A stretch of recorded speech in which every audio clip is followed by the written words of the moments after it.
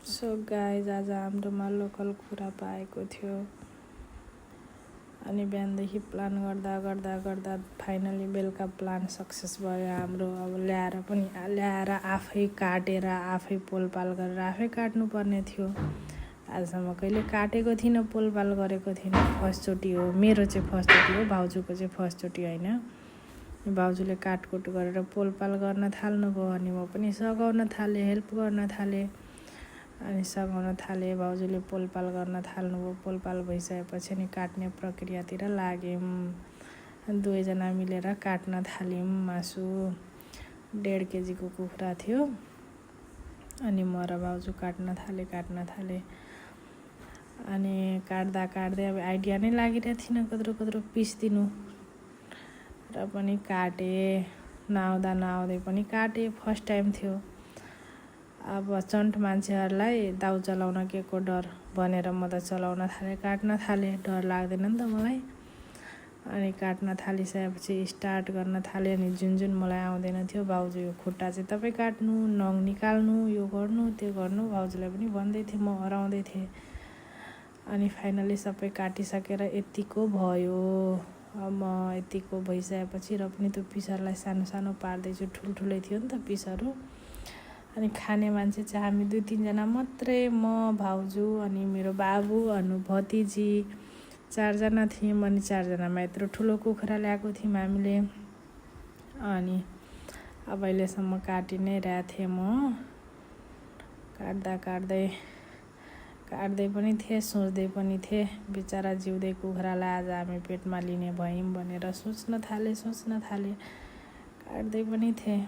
अनि काटकुट गरेर र पनि निकै टाइम लाग्यो काट्नलाई, सकेकै थिएन काटकुट गरेर। अब चाहिँ सक्यो। सकिसकेपछि यतिको भयो।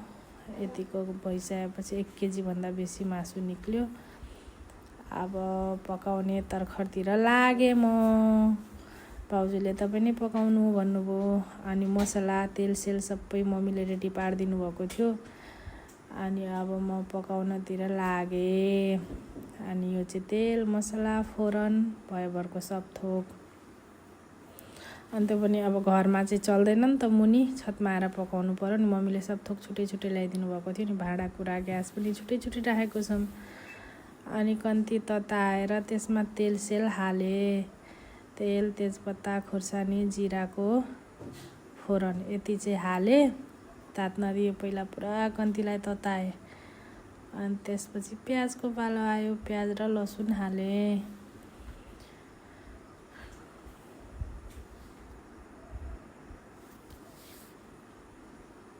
प्याज र लसुन हालिसकेपछि अब यसलाई गोल्डन ब्राउन हुने गरी पकाउनु पर्छ, नभए मासु गुलियो हुन्छ। त्यतिको पकाएन भने मासु चाहिँ गुलियो हुन्छ, प्याज पकाएन भने। अनि माथि छतमा लाइन पनि थिएन, बत्ती दिएको छैन। अनि मोबाइलको लाइट देखाउँदै हामीले सब थोक गऱ्यौँ, पकाउन थाल्यौँ। अनि पाकेर यतिको भयो। यतिको भइसकेपछि अब यसमा मासु हालेँ। मासुको थालमा चाहिँ मासु धुँदाखेरि पानी थियो नि, हातले उठाएर दिएँ मैले सबै मासु। हातले उठाएर दिएँ। अनि दिइसकेपछि अब त नुन र बेसार अगाडि नै म हाल्दिनँ, पानी नसुकुन्जेल। अनि मासु हालेँ ओरे। मासु हालेँ, टन्नै मासु थियो। 2-3 जनाको लागि 1.5 केजी मासु भनेको एकदम धेरै मासु। अनि हालिसकेपछि अब चलाउन थालेँ म।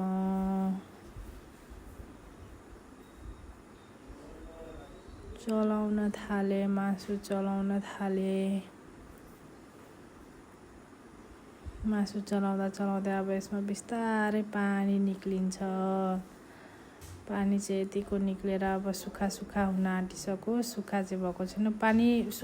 अगाडि चाहिँ नुन बेसार कति मान्छेले हाल्छ होला, म चाहिँ त्यसरी पकाउँदिनँ। पानी सुकिसकेपछि अनि मात्रै म नुन बेसार हाल्छु। अनि बेसार हालेँ।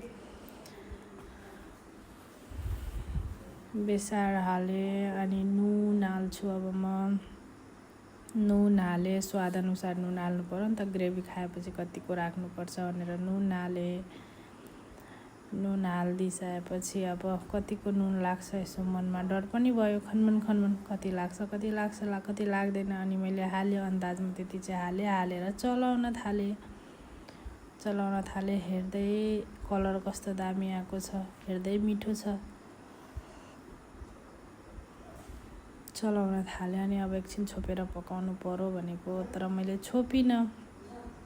छोपेर पकायो भने कस्तो होला भनेर मैले छोपिनँ। त्यसपछि मसला दिने पालो आयो अनि मसला दिएर भुटभाट गर्न थालेँ म।